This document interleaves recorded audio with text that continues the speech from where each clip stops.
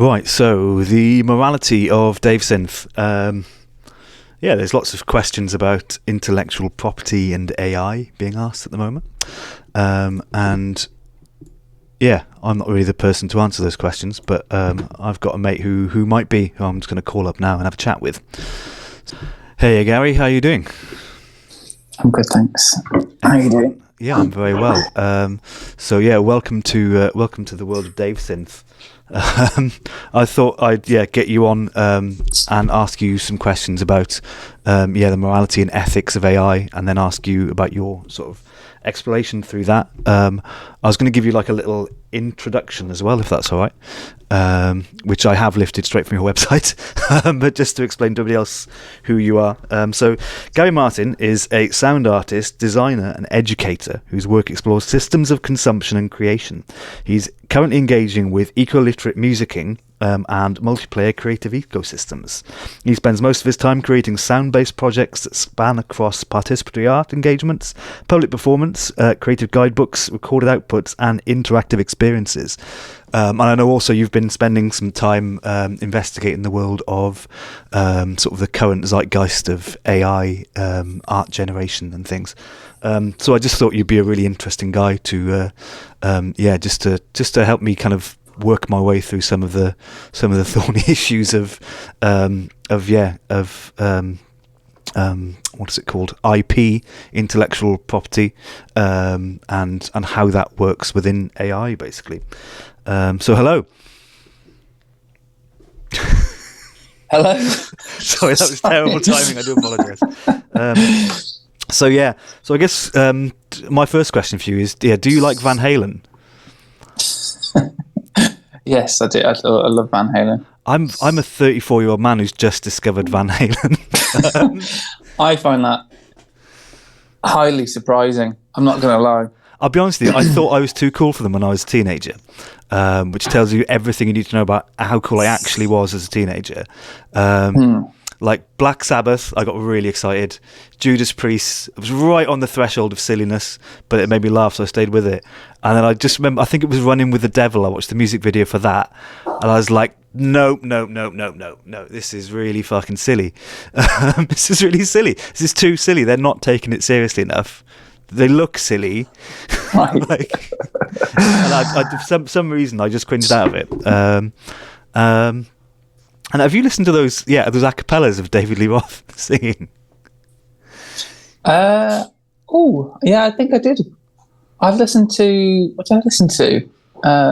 Panama. I've listened to Panama as a vocal thing. Would you mind doing a really quick group listening exercise with me and have a quick listen to the Running with the Devil acapella? Yeah. I've got it right here, so I can. Oh yes,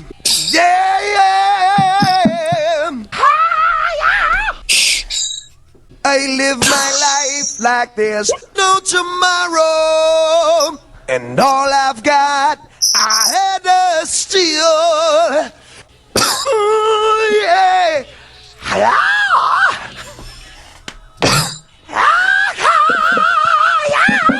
How do you do that? It's two notes at once.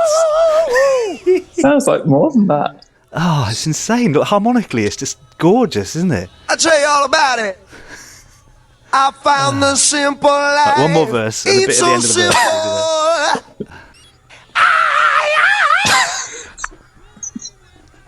God damn it, baby, no, I ain't lying to you. I'm only gonna tell you one time. Oh, isn't that just amazing? Yeah. The bit where he's just doing this little run, it sounds like he's speaking in tongues in church or something. It's like proper. It does, yeah. It's possessed by the pure spirit of rock, and also just like there's something that like this. It's a little bit like Richard Ayoade falling in love with like silly films after only watching like Stalker on repeat for the first 20 years of his life or whatever it was that he did. Yeah. Yeah. There's just some incredible fucking moments in Van Halen, and they're often like in the dumbest fucking songs, because like Running with the Devil is the meaning of that song is just I am a badass. Yeah. But also, like, he's got this like Mike Patton level kind of multi-timbral like voice synthesis going on inside him, and like I'm not going to make you listen to it, but have you heard the drum intro for Hot for Teacher? Yeah. Fuck it, what is that? Yeah. What the fuck's going on there? Absolutely bonkers. And it's I like, had the double CD Best of Van Halen CD as a teenager. That was my. I didn't have because for a young man. because I wasn't growing up in that time. All of my only access to these albums, classic rock albums, apart from Back in Black, were just the best of albums. Mm-hmm. So, pre Spotify playlisting, this was out most out of context songs could be. They were just songs from different albums put all onto one. So yeah, I used to skip Hot for Teacher because it used to do my head in. Because I was just playing guitar 24/7. Yeah. So I just wanted to get to all the good guitar songs and play along with them. So that was just driving my head in, do my head in. Would it drive you nuts because it's like an almost impossible song to play along with either on drums or guitar? Because like, what I really like about it, it's like it's got this bit of like Steve Reich level kind of fucking phase in drums. No, yeah, it has, yeah. And then this impossible bit of shred, so it's like it nails its colour to the walls of being like really sophisticated bit of music, and then it's like a really silly song about having sex with your teacher. I just love that. It's just completely fucking mind-blowing kind of bit of music at the start. And then, like, one of the dumbest songs ever written. Goodness me. Yeah, what are they all about? It's just amazing. No idea. I remember, learning Ain't Talking About Love. That was probably on, like, another kind of best pub jukebox song album that I was obsessed with. And then I'm sure there's a Van Halen song in Back to the Future. He plays it to him, done down the tape, doesn't he, when he appears as a Martian type thing. I can never remember what that was. Maybe it's Eruption or something, I don't know. Eruption's the one with the sort of... is that even a guitar kind of style? I don't know. That sort of stuff's maybe a bit obvious to people nowadays, but yeah, like as a provincial teenager, that was like, oh man, I've got no idea how to even begin making guitar make those sounds. Yeah, and probably fortunately, I never learned. Actually, my first encounter with Van Halen. Sorry, we're just going on Van Halen. No, that's Van Halen thread now. That's fine. My first encounter with Van Halen was was about 7, 8 when the Power Rangers movie came out, which is still really good. The first Power Rangers movie. I made Catherine watch that last year. Oh yeah, it's great. Is it worth a go? Okay. Yeah, soundtrack is great as well. But at the end, because spoiler alert, the good beats evil. Mm-hmm. The Power Rangers are all sat at the end and on this kind of like balcony type thing, and there's fireworks in the sky, and Dreams comes on by Van Halen, and it's just the most magical moment ever. And the solo in Dreams is just insanely beautiful and fantastic. So oh man, 8 years old was when I first fell in love with Van Halen without realizing it. Oh man, yeah. Oh, powerful stuff. Yeah. This next question is going to be a slight change of pace in that case then. That's just probably really boring to people who've just grown up with Van Halen, but yeah, like suddenly I'm like a caveman who's been unthawed and been played Van Halen. I was listening to loads of really silly rock music at the time, but Van Halen's the silliest, isn't it? There's something. That's why it's surprising you've missed it. Oh yeah, it's a total gap in. I've got like loads of deep gaps in my sort of cultural, much like you, like limited record collection, and then my exposure to like the guitar world came from my uncle Andy, who would send me these like copied tapes of various different things. So just ended up with this really odd mix of stuff, like Rush and Black Sabbath, lots of Steve Vai records, which are very Van Halen adjacent in a lot of ways. Just missed out on them. Cool. So that was questions 1, 2, and 3 already smashed out. So that's nice. yeah, so 11 Labs. I think you introduced me to this bit of technology. I think you sent us a bunch of incredible videos of what sounded like your voice talking to us, but it was actually this voice synthesis through 11 Labs. And yeah, just very quickly for a listener, in case they're sort of wondering. So yeah, this is software. You can just give it like 2 minutes of your voice, and then it'll learn your voice, and you can just type, and then it'll do text to speech, and then just speak as if it's you in a sort of uncanny way. Is that a sort of fair description of how you found that? Yeah. And so you've made a model of your own voice, haven't you? Yeah. Have you found any practical uses for that yet, or you just No. just for play? Yeah. Just for play. I can't even. For me, I can't think of any practical uses really, other than maybe doing voiceover stuff for video. I don't like recording my own voice, to be honest. So if I were to do some voiceover stuff that was voiceover rather than face to camera, because there's probably tools that can do that now for you. But if it's just voiceover stuff, maybe I would do that, because you can get it to do different takes and kind of edit them together. So yeah, anything where I don't have to record my own voice would be great. But I'm not currently needing that at the minute. But maybe well over the summer, I'm looking to make a bunch of tutorial videos or type things that probably aren't going to feature my face. So maybe. Yeah. But it's still fun at the moment, nonetheless. It's nice just to kind of what I did was, when I could input my audio initially, I just grabbed a book off the shelf and just started reading 2 minutes of that. But of course, that's my reading voice. Yeah. So did it come out so formal? Yeah. So I did another recording where I was reading, but every third sentence I would stop and then talk as if I was speaking to Catherine and like asking what she would like for tea. Oh, okay. And they're like responding in a surprised, just throwing a bit of, very kind of casual jazz vocalisms. Hey guys. Kind of in there, yeah. And then uploaded that, and that came back much more accurate. But it's still really funny when it got things wrong, because you only have to get something a little bit wrong and you sound totally bizarre. That's been nice. Yeah, I think one of the things that AI is incredible at generating is uncanny comedy. This is a bit of a cliche now, but yeah, there's some really, really funny moments that can happen when it goes wrong.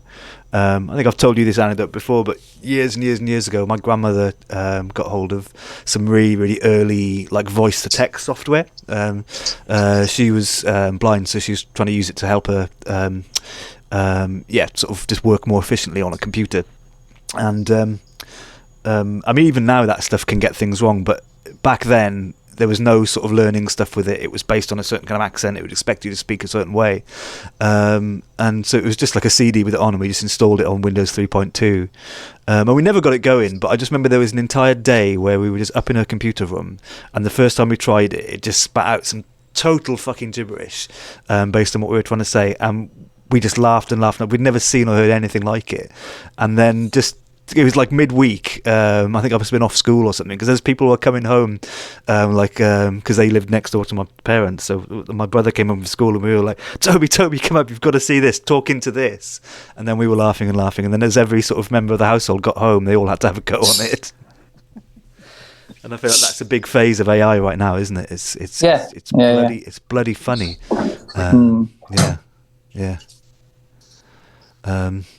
But yeah, so 11 Labs, yeah. So that's something you've been using for that. It's the thing that I'm using to try and make this DAVESYNTH at the moment.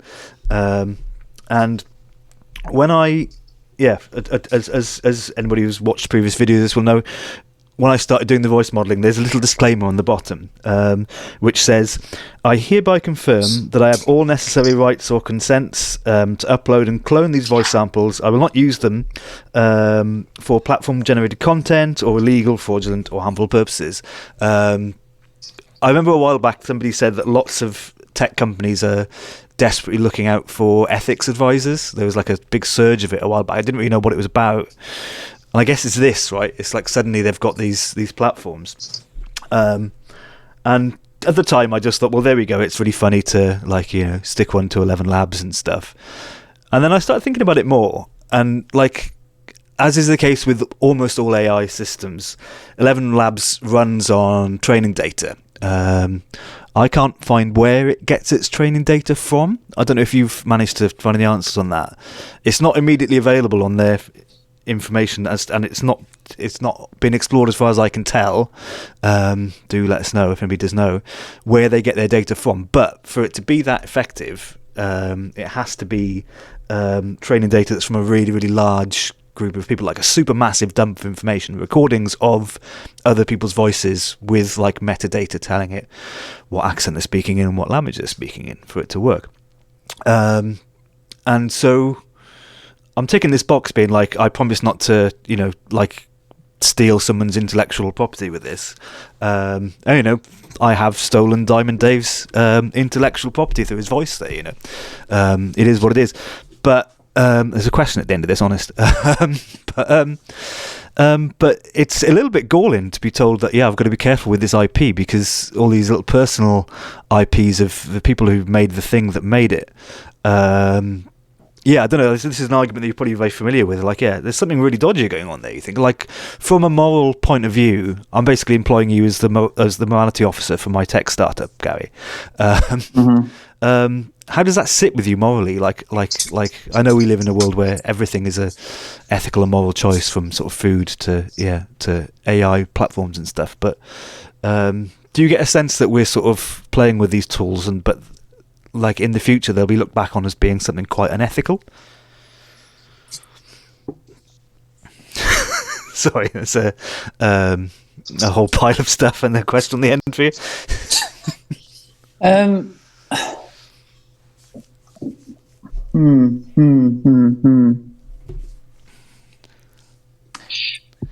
How would you differentiate your use of the DAVESYNTH to just like everyday sampling of audio, whether it's previous recordings or but yeah, let's just use that. So imagine just sampling David Lee Roth. Yeah. What's the difference there? Just to kind of answer a question with a question. No, that's a good question. Yeah. How do we unpack that? So like sure, sampling David Lee Roth is something which could be something I would have done with my time for sure. And I think if whoever owns the rights to David Lee Roth stuff, David Lee Roth or some sort of company, if they made a claim on that, I would sort of take it on the chin, really. If I was making a lot of money off my David Lee Roth sample, I guess my legal team and their legal team would have a conversation, and then it would either get shut down or it would get, or some money would change hands, and music business would be done.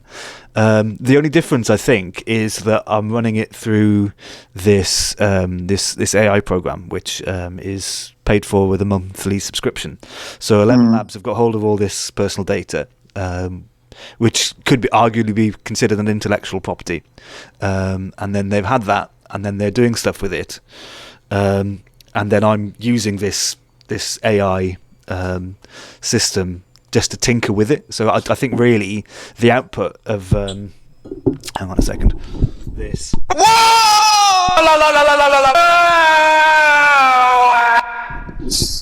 Technically, I haven't sampled David Lee Roth for that now. No. Morally, I think I have. I totally have. I think the process is clear that I've.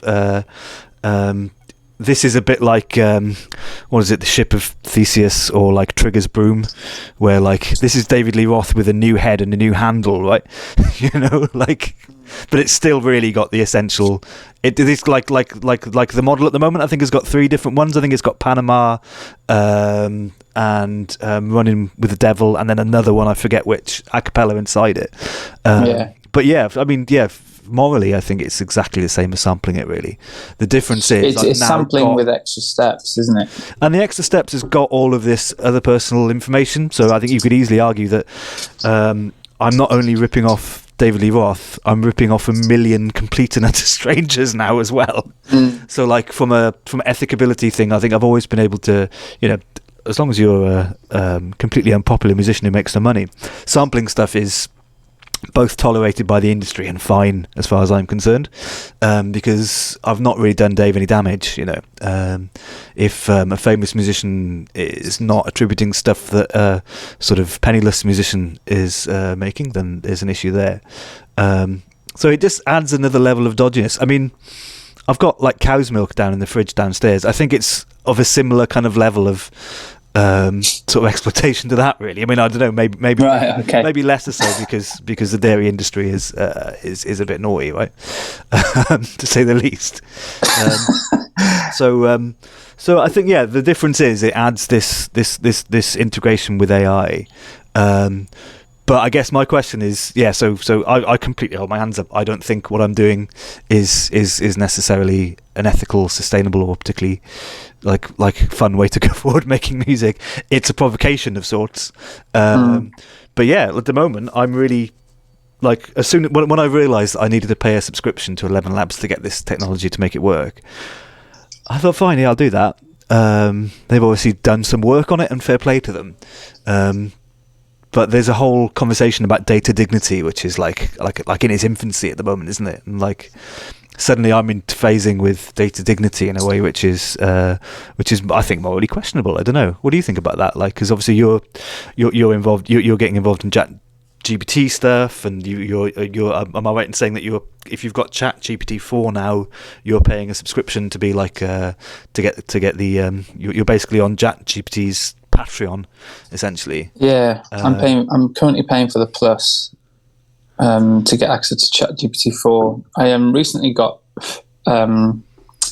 access to this app as well. Where's my camera? It's this one here called Oasis. Oh yeah. And I should probably look at the copy from the website, but the interface is just this here. I'll read it out. But it's just a microphone, and it says, "What are you trying to say? Speak like you would to a friend. Ramble as much as you want. Don't worry about sounding smart or polished. Just talk." Right. And then what it does is, I'm sure on their website they promised to be able to create a video from it, but I'm either missing a step, or maybe that's a future application of it. Wow. Because I had a go at speaking about something, and just kind of like just talking out loud, kind of pausing, mumbling, rambling. And what they've done is generated various different types of formats of text that kind of captures the essence of what I've said. The different headlines are "Explain like I'm 5." So it's kind of taken what I've said, which was about 2 minutes worth of talking, into a paragraph. "Explain like I'm 5." Ideas. Like a numbered list of ideas based around the ideas I was talking about. A college essay, which isn't long. It's not long at all. A blog post, a Twitter thread, a text message to a friend, professional email, a summary, an outline, a LinkedIn almost like post. every bit of writing you might need to do in the course of your life, right? Yeah, and It's got a transcript, and then it's got the audio recording at the bottom. So it just has kind of all these different things in the different formats. Wow. Like that. And that's so it's transforming the text you've given and then just recontextualizing it as that. Well, it's an audio recording. So you just kind of, you just talk into it and mumble and ramble and stuff. And then it kind of just takes all that stuff and puts it in, churns out all these various different text formats you might want for it. Okay. Wow. Which is really cool. Why do I get onto that? What are you asking me? I think my sort of the data dignity. Yeah, what I'm using it for. Yeah. Yeah, and it was like, take this with a pinch of milk, because this is from a man who drinks milk, like and freely admits his own immorality. But like, in like any AI that's based on data sets from unpaid people, how does it feel intersecting with that world at the moment? It It does depend. I think it depends on where they're getting the data from. I don't know where they get the data from. Like you said, they don't seem to be disclosing an awful lot, these companies, and they are popping up. These tools and companies are popping up left, right, centre. If it's kind of scraping stuff off, I'll come back to that, because I was reading something yesterday. It was about AI in academia and kind of the potential impact on researchers. And newer AI models are just getting really scarily close to being able to kind of do a lot of the non-creative work for research, with like really, really high accuracy. Which is a big part of doing something like a PhD and stuff, I suppose, isn't it? Like there's an entire job world there, which is based on you will spend most of your time doing research, and then Yeah, absolutely, and like trawling through data sets and kind of like taking out averages and all those types of things. But one of the kind of points in there was that it's going to be slower for these tools to be adopted within academia because the kind of these institutions don't have access to the data sets that the platform capitalism kind of organizations and behemoths have had access to over the past 10, 15 years, where we've just been signing up to websites left, right, and center and saying, I accept the terms and conditions. That classic, almost cliche thing of if you're not paying, you're the product. Yeah. And the product's really great because of that. Yeah, absolutely. And now, there has been starting to be a bit of a kickback over the past 5 years in the mainstream about what's happening to your data, big data kind of talks. There was that Netflix documentary, wasn't there, not too long ago, about do you know where your data's going, social media, platform, economy, and all this kind of stuff. But perhaps the everyday person has just not been bothered, haven't cared, been unaware about that kind of stuff. To a bit of an extent, I've been each of those as well, at various different points over the past few years. But mainly because I don't think, other than big platforms profiting from your data, I don't think people have seen there been much of a threat or kind of, well, what they're going to do with it. I'm already getting enough spam email from everyone. I can manage that. Is it what else is going to happen? But now, this is where they're getting all their data sets from. I assume there's a bit of that. These companies are partnering or funded by or collaborating with these big platforms that have got access to all this data they've been accruing over the past 10, 15 years. And academia, in academia, the institutions that kind of surround it, they just haven't got access to that stuff, which is why things are quite slow moving. Whereas in the platform capitalism world, they're already 10 or 15 years ahead of all this kind of accruing all this data from people. I guess in a way, academia is kind of like some sort of bespoke like data collection service that's almost rolling their own data in a very authentic way, aren't they? And the sort of peer review system and all those sort of research things. Everything is very gently handled and honoured, isn't it? And then it's almost organic in how it's being treated, isn't it? And then comparatively, the sort of Google model is just like big hoppers full of like uncleaned kind of data just slopped in there with like. Do you know about the egg river that goes around Europe? Have we talked about this before? The egg river that goes around Europe. So, because egg is used in cooking and lots of industrial food processes. So, if you need something to stick together, the easiest way to do it is just to get liquid egg in there. So, if you buy an egg from a company, generally it's got a history, you know where it's from and all that sort of stuff. And then liquid egg, which is just like almost like industrial lubricant, industrial adhesive, all in one glorious package. Because it's very often it's made with, broken eggs, or eggs that are discarded, eggs that aren't quite right, the wrong shape, or eggs from dodgy sources. Liquid egg is a product. So it's just a product. Yeah. So if you work in a factory and you're making a sausage roll and it's not sticking together, you'd put a certain amount more liquid egg. You might literally just have like a lever that I'm going somewhere with this. A lever which liquid egg would come out to do that. But it's just useful stuff. It's like how you'd have oil in a garage, or WD-40 in a bike shop.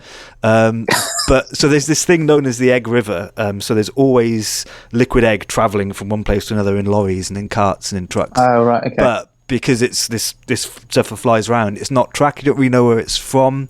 Very often, just like you might just end up with a lot of liquid egg somewhere at some point, and somewhere in another country needs it. So in a lot of places in Europe, when you get liquid egg, if you like anything else in the factory, where's it from? You might have an idea it's trackable. The liquid egg could be from anywhere in Europe, because it's this cycle that just churns with the flows of the markets around the place. But I just remember years ago hearing it being referred to as the egg river, and it's always stuck with me as this idea.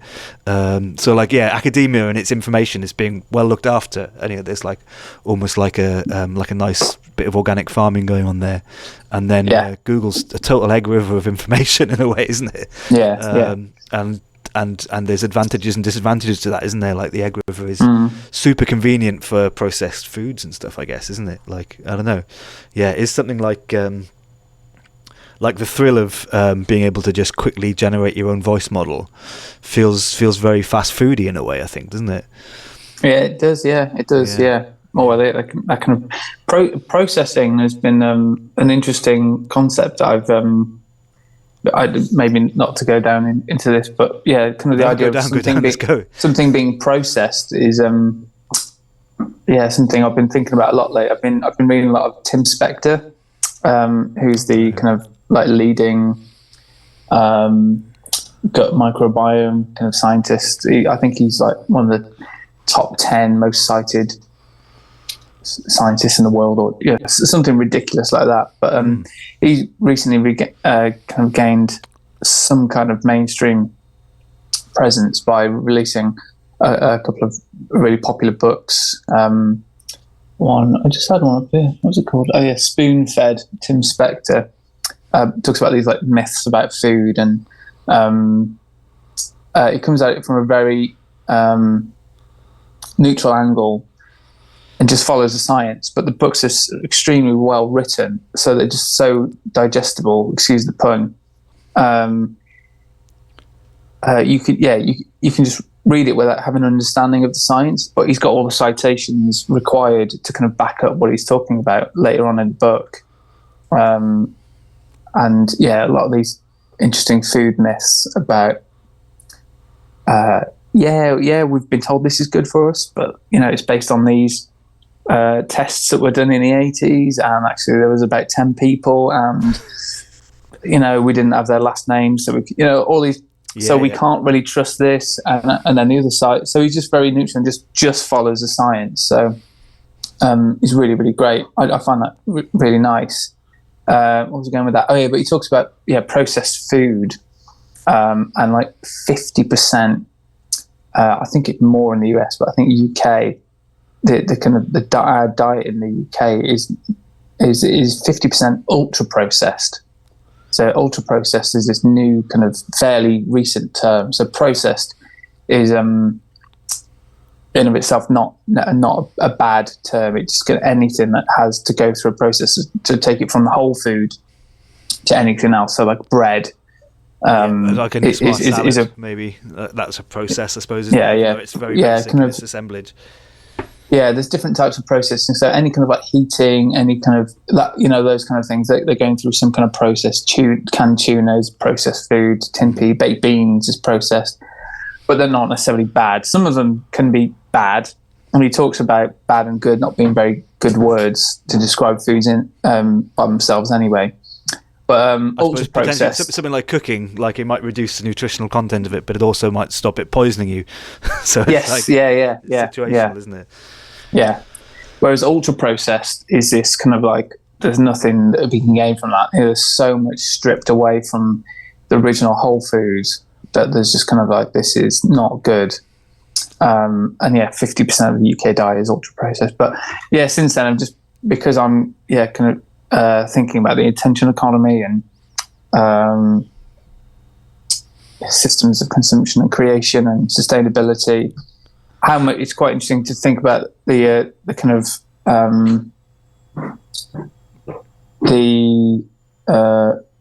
how that concept of something being processed is just so apparent in other parts of our kind of life. We have kind of processed experiences of so many different things. And now you can have processed voice on toast, can't you? You can kind of make your own AI model. Sorry, that was just your response to you having your own AI voice model being a bit like fast food. No, I think that's a really nice expansion of that. That's really lovely. With that in mind, like, Fuck. What? like, that is a pretty fast food thing to do, right? And there's an appeal to that, isn't there? Yeah. It's a really weird one, isn't it? Because people are going to start feeling nauseous as well, aren't they? I think. Like, I think we're in a honeymoon period at the moment, isn't it? The first time you have a new fast food thing, it's great. If you have it every day, it starts making you very ill. Have you been following the trials and tribulations of the Seinfeld AI? Only via yourself. Okay. So this is the live 24/7 thing, is that right? Yeah. The live streamed. Yeah, so I might just do just I think it might make sense in terms of this project as well, and tie in with fast food as well, and also just like this idea of like AI as being a tool for creating like I guess difference, but also in creating the uncanny. So this Twitch channel pops up, and there it is, infinite Seinfeld forever. Someone's sort of got that concept of Seinfeld. So it's a bunch of people live in a flat, something happens and they go do it, and then there's like stand-up comedy in between. So they've sort of given it those parameters. So they've built a little 3D flat. They've built the 3D stage of Seinfeld with a brick wall behind and stuff. And it cuts between those two things, basically, just like Seinfeld does. It's even got a little random slap bass sample in between as well. Seinfeld tells some AI jokes, which sounds like it's using ChatGPT. So 1 in every 100 of one is a joke you've heard before, and then everything else is like a tombola of jokes. And of course, they're the really funny ones, you know. And then it'll cut to the flat, and they're wandering around the flat talking about things. And they've obviously given it some indication of what's happening on Seinfeld. And it's doing a very limited sort of Seinfeld impression. They spend most of their time talking about new restaurants that have opened in the area and planning to go there. But because of the limitations of the program, they haven't got any other levels, basically. So they talk about it, and then they don't go, and then it cuts back to Seinfeld doing his stand-up forever. Basically, this just happens on a loop. So this is what it was, and there was something amazingly uncanny about it. It has sort of a low-quality 3D aesthetic. The jokes don't always land. Some of the tangents they go on are quite esoteric and strange because it's pulling from, you know, all of human literature, but trying to force it into Seinfeld stuff. So occasionally, they'll just talk anecdotally of really bizarre things happening in the sort of the New York of Seinfeld. Yeah. So. So cutting back between these two things, that's the sort of, that's the bit, basically. And there's something really watchable about it, something really exciting, because it just varies enough to kind of keep you interested. It has the format of a sitcom in a very, very broad sense, so you sort of feel like you're watching one, and it's, of course, it's uncanny as well. Lots of little glitches that start to be really funny. And part of the reason it really works is because it was happening on Twitch, and the people in the comment section at Twitch found the idea very funny, and there's constantly people suddenly logging on for the first time going, what is this? And then later, I've just been watching this for the last 3 hours, I can't believe I'm still watching it. But because he would spend, like maybe 10 minutes and he won't tell a joke that works, the feeling when he tells a joke that actually lands and scans and makes sense is fantastic. So it's like the comment section looks like, as a non-sport fan, I imagine how it feels when your sort of your not very good club suddenly wins a game, and he's just like, yes, he told a joke. And yeah, so you just end up with this entire meme world and this shared experience happening in the chat. And so it was really interesting. So like AI, in the same way that some of the chat GPT stuff is very, very funny, same way the DAVESYNTH stuff it seems to be quite funny for people. Yeah, this lovely world came, but it was really interesting because it was a tech company. I forget who they were. They were some people who were involved in Facebook and Google, I think, who had put this together just as like an exercise, and we're playing with a couple of different AI models bolted together, and also like randomized 3D stuff. So it was a couple of Silicon Valley guys, and then there was an incident where Twitch had banned the platform. So in his joke telling bit, the seinfeldAI. Oh, just for note, I can't remember. They've all got off-brand names because they're ever so slightly worried about sort of intellectual property problems. So off-brand Jerry Seinfeld tells a transphobic joke, and because there's lots of glorious young and modern people in the comment section, they just don't like it. Quite rightly, they're like, "What the fuck is this? Oh shit! This is a bit of this kind of spoils our enjoyment of it, actually." And then very quickly, fair play to Twitch, they just shut it down because somebody must have reported it. Okay. And apparently Twitch is shit hot on that kind of stuff. So well done, Jeff Bezos, I guess. So it disappears. And fair enough, really. Like it's clearly not a good enough bit of art to justify that kind of stuff. Yeah. And they released a statement saying that they changed from one script to another, because this thing was constantly being updated as well. It would go down for 5 minutes and then come back up slightly differently. And it was just a really interesting moment because for about 3 weeks it just disappeared then. And they said, look, we want to make sure that doesn't happen again. And they were sort of trying to win their fan base back. It also became apparent that they were starting to get all the merch sorted as well at this point. Because I think they'd gone from making this little tool, which they thought was quite funny, to having this viral success on their hands. And I think they suddenly realised, this thing that we just made together as a funny concept, which is DAVESYNTH style, just being really cheeky with other people's IP, that's a really uncanny and fun way to produce art, isn't it? To be a bit like something, but not quite. It's kind of how all artists start, right? You rip something off and then it mutates into your own thing. That's how all of my music is made, really. Yeah, that's all I've got, is desperately trying to be like my heroes and then in failing, turning into something else. Absolutely, yeah. But interestingly, so they went offline for a long time and then they announced they would be back. And what it felt to me was that the thing that they had that was beautiful about that was the sort of the vibe in the chat section, to me, felt very similar to the laugh that goes up in a British pub when you hear a load of glass smashing in the kitchen. Okay. You know what I mean? The sort of laugh that you do there. And it is quite unified and it's quite nice because we've all been there, we've all fucked up, and the whole pub just goes, hey, fuck up, like there's something nice about that in a way. And that's what you're doing. You're watching this thing. I don't know if you ever remember an old game called Q-Wop, which was like a running game where one key would control each one of your limbs. And it was almost impossible to play. You'd sort of flop along the screen in this grotesque manner. And it was, and just moving was really, really hard because you had to coordinate the body in a way that, like the miracle of our nervous systems means doesn't happen. So the joy and fun of that is in there. And so they prepared to relaunch, and they realised they wanted to have merch now and, run it as their own intellectual property. But of course they're frightened of getting sued by Jerry Seinfeld, because so far all that's known about this really is that it's really funny, uncanny, and occasionally transphobic. So I know Jerry Seinfeld isn't the straightest of fucking arrows, but he probably doesn't want to be associated with that. So clearly, like with a gap of a month as well, they get to work on it and they strip everything which could legally be called. So they have to get rid of the Seinfeld logos. They sort of remove the base. All the characters' names have to change massively. And so they make all these massive changes. So there's nothing left but the stuff that they didn't rip off from Seinfeld. And then it goes back on the air.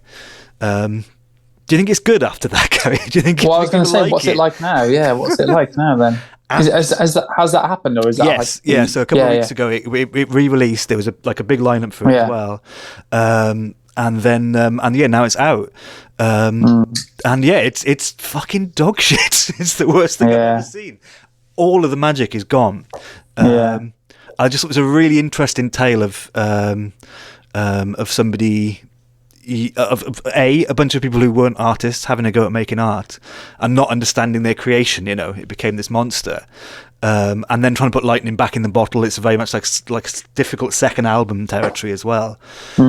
Also, the dangers of carelessly using somebody's IP rather than like you say that's what you do, but I bet you it's much more gentle and much more loving to your things and just going, Seinfeld, it's like that, but fucked. You know? Yeah. Because it was so postmodern in a lot of ways, you know, and you know, fair play to them, you know, they're AI designers and people. Maybe they haven't thought about it in terms of it being a piece of art. I don't think they had. You know, I don't think it was even meant to be seen by anybody other than their mates. Yeah. It was the quickest way to just to chuck it out there. But that's just such an interesting thing, isn't it? Just like that could happen before AI, couldn't it? That thing where you have something, somebody thinks it's great, you don't know why it's good. You try and do it again, and then it's not as good the second time. So they're stuck now with this thing that they've invested a lot of stuff into, and the comment section is just people finding it again and going, "What's this? This used to be good. It's bad now. I hate this." You know. And I think. Sorry, go on. No. That was it, really. I think the reason I brought it up was just that. Yeah, at the moment it's a tool for creating novelty. At some point, as you say, I think what was that Clay Shirky quote before we started this? We were talking about technology and its convenience. It was in regard to communications tools originally, but I think it kind of goes beyond that. These tools don't get socially interesting until they get technologically boring. Yeah, there it is. And now that we're at the point where they're technically interesting, sociologically boring.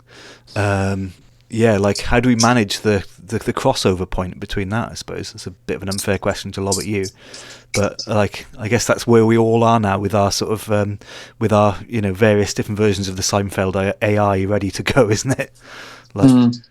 Yeah. I don't know where it goes. I don't know. Keep playing, but I think you're right. Like the Seinfeld thing, you've got every right to. Yeah, if you're kind of nicking kind of IP for that, and then I don't know what. Yeah, you could expect that to happen to kind of like get told off for that. I guess. Yeah, they're cursed with being popular, I suppose, isn't it? Like. Yeah, absolutely. I think I know there's good old Holly Herndon and Matt Dryhurst who've got whether it's a tool or and part of like an organisation. I forget what it's called now. I haven't really looked at it too much, but I know they've got something going on that where you can kind of like feed your work into it as an artist and see if an AI tool has been using it as part of its data set. It's called Have I Been Trained, isn't it? That's it. Yeah. Yes. Yeah. So things like that are really, really great. Absolutely should not be people. Just because it's an AI doesn't.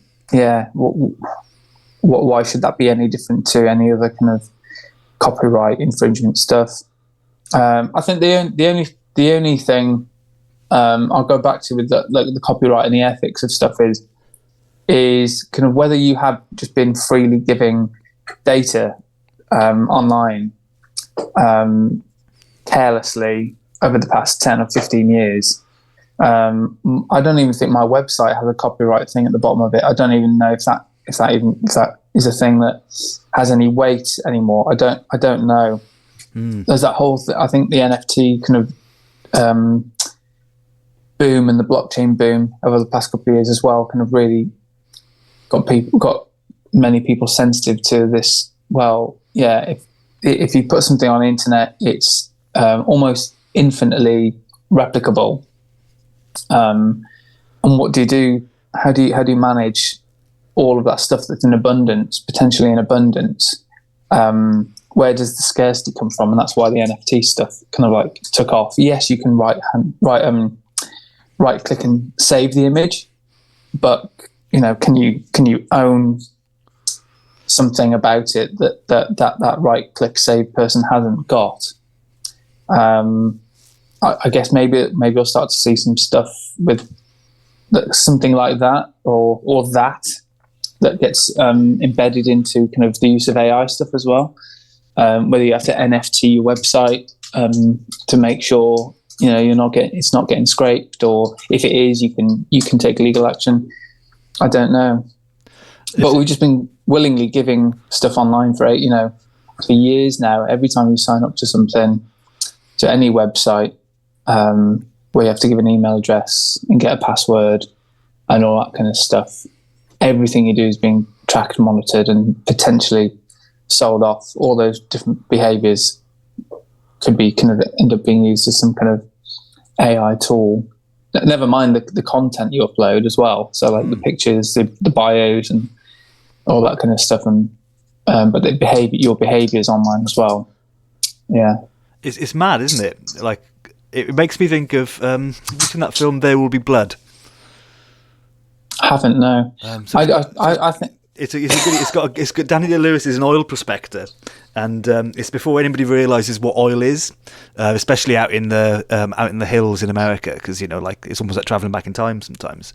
So in the beginning of the film, he knows what oil is. He knows how to build an oil derrick. Nobody else knows what oil is in Iowa, so he just wanders around Iowa meeting farmers, just being like, "Oh, I'm a hunter from the city. I just want a bit of land to shoot some grouse on. I've just been walking around your fields. There's a really nice one over there." Sometimes I can have it. They'd be like, "There's nothing there, mate. It's just scrubland." Like, yeah. Go on, indulge an eccentric man from the sea, and then he's got his oil. It feels a lot like that, isn't it? We've been country bumpkins, just signing our rights off for this stuff we didn't realise was gold, aren't we? Yeah. Or didn't care either, because we didn't have the kind of the kind of ignorant foresight of how it could be used and what it could be used for. And I guess rather than just like a one-off payment that screws the person over down the line, I guess also the difference in the modern version of that is we got given loads of really fun tools to play with. So that's nice. Absolutely, yeah. I mean, we've had something out of it. Whatever website tool platform we've been signing up to, it's not like the platform company has been the only thing getting the value out of it. No, I guess the longer question is, should we be grateful for what we had, or should we demand more? I suppose. Yeah. Yeah. Oh, that's a really interesting meditation on this subject, Gary. I mean, like, I don't want to take too much of your time up, but I think that's been really useful to help me think about these things. And I just wanted to do something about this subject because, as fun as this stuff is, it does live in that world, and I think it's interesting to talk about. Is there anything else you would add at that point? I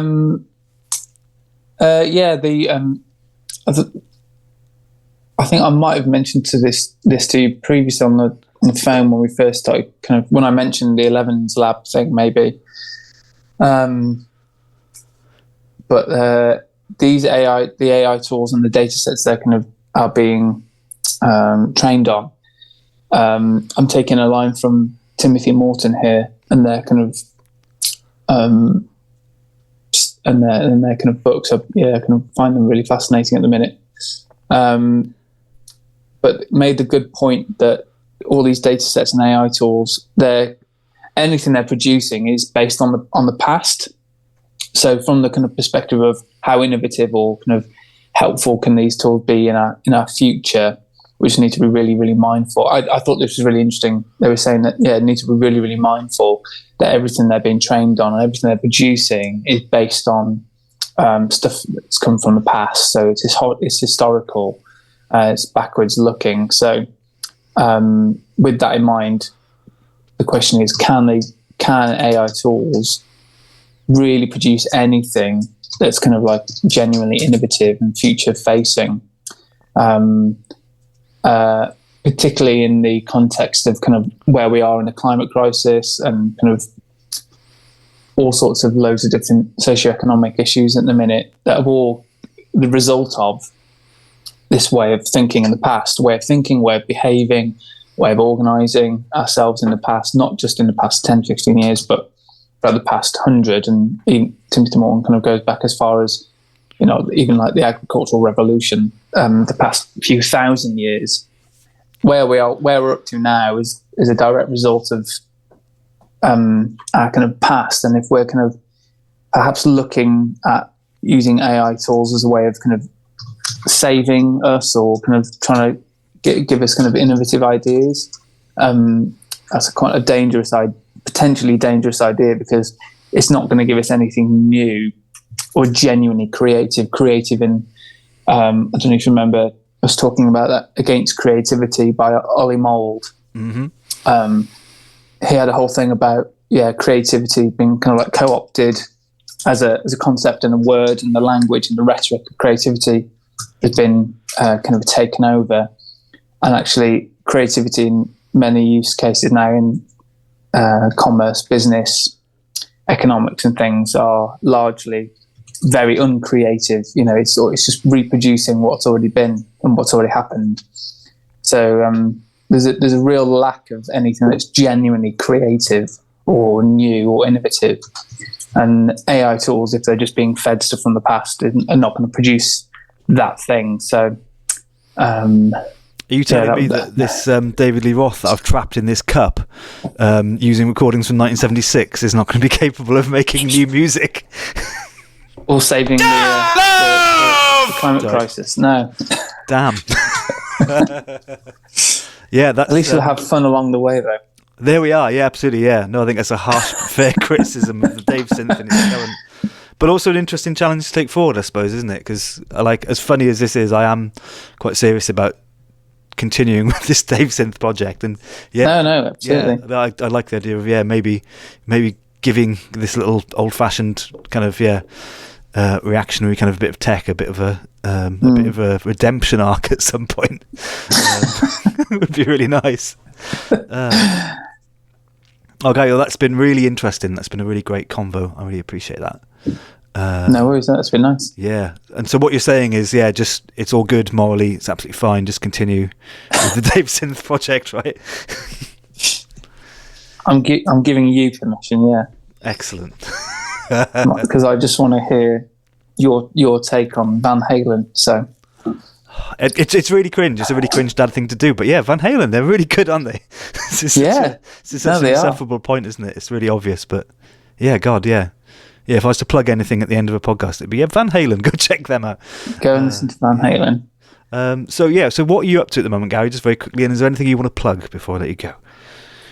If you want to plug, I'm playing on. Like I said, I've got this access to ChatGPT-4, so I'm very much enjoying at the minute, just kind of playing around with that in some very novel ways. Mm-hmm. So asking it to like summarize things for a 6-year-old, just so I can understand things a bit better.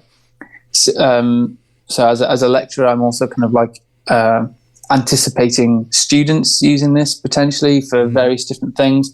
So I'm already trying to anticipate the type of things they might want to or should perhaps be thinking about trying to type into there, and trying some of those things out with some really nice, interesting results. I'm enjoying the art of getting good at writing prompts, because it is an art, and actually this is why I haven't really noticed as clear a leap between ChatGPT 3 and 4.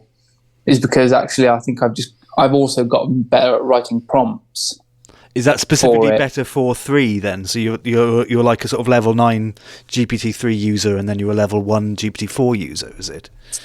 No, it's not that. It's that I can't really tell if or how 4 is better than 3, because as I've moved through using them, I've just got better at writing prompts, and the quality of your response, the results you get, are absolutely just down to the quality of the prompt you give it, and the specificity, how specific you are, and detailed you are, and giving it loads of context. So, the more context you give it, the better the result. I'm finding with the kind of things I'm asking it, the more context you give it, the more detailed you are, the better your response is. And just kind of going, oh man, and it's kind of like, it's weirdly like coding. You have to be very logical. So having done like coding workshops with young people, kind of I used to do activities where it's like, right, write me a set of instructions to make a cup of tea. And the first kind of go of that, people are just really terrible and you don't get past like opening the cupboard door to get the tea bag out because they just miss that stuff. And it's just kind of like to really make the point that no, if I'm a robot, I need to be told, open the cupboard door, take the lid off the tin, take the tea bag, all those different steps. The robot's going to punch through the cupboard door and then rip the whole thing off the wall. Yeah. Exactly. What an image! That's amazing. But those kind of that logical, that way of thinking is just really helpful for like writing prompts. And I think that if people are going to start playing with this, or this is that's going to be a skill. I imagine in the way it could be used in the future for certain jobs, or it being integrating it into different types of jobs. People getting good at writing prompts is going to be a skill that's needed. So, I'm trying to get better at that. I wonder if that language will evolve, because at the moment you hear people talking about being prompt artists and things with Mid-Journey and stuff like that. And if that'll eventually just dissolve into, and then maybe this is your Clay Shirky, it gets good when it becomes boring process. Maybe that'll just become just being good at it. You're just good at designing it. So rather than saying I'm good at using AI to code a website, you just be like, I'm good at coding websites. One of the tools is an AI thing, and it's not a big deal, I suppose, isn't it? One of the interesting one of the first experiments I did when I started kind of like realizing it's the quality of the prompt was to ask ChatGPT what a good prompt would be, and just kind of having those kind of like meta kind of exchanges. So like I want to know this, something vague, like write a prompt for me for an AI tool that would get this information, and then it kind of let it write the prompt for you. Wow. That's a really interesting combination, nice. Isn't it? Yeah. Wow. Right, I'm very aware that it's 10 to 12 and you've got to shoot off, Gary. Oh yeah. I don't want you to miss your massage. Right, I'm going to hit the stop record button now, and then some sort of degree of informality will return.